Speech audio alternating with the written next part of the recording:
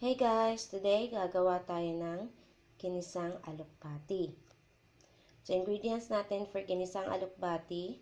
So, we have onion, garlic, meron tayong ground beef.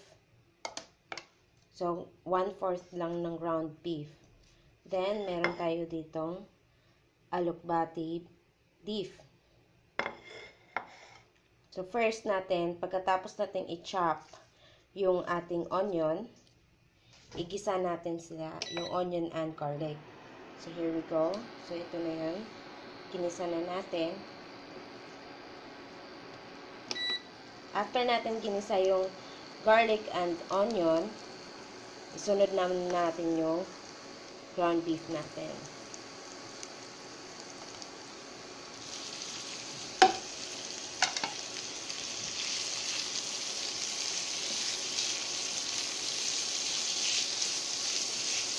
Then, yung ating salt and pepper.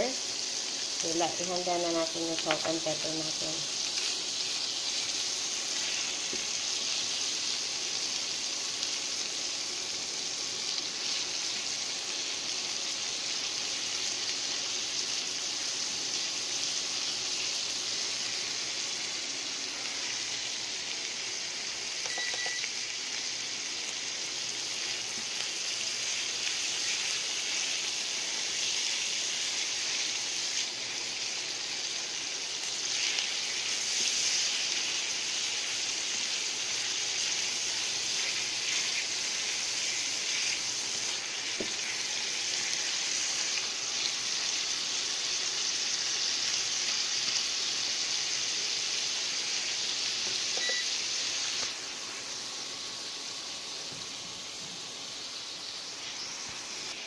So, para sa iba naman, para sa ginisang alukbati, yung iba want na maglagay ng soy sauce or oyster sauce. So, for me, after ng salt and pepper, pwede kong lagyan siya ng oyster sauce or either not.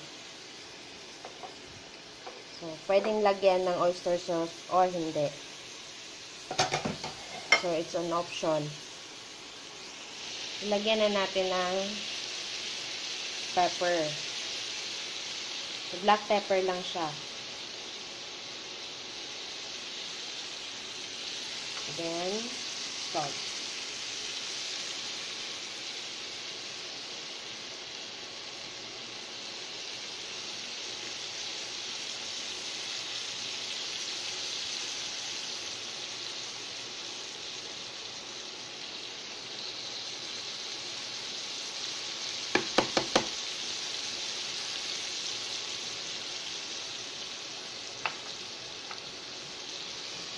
Haluin lang natin. Until yung meat ng beef meat maging maluto. So, this is ground beef. So, mabilis lang siya maluto.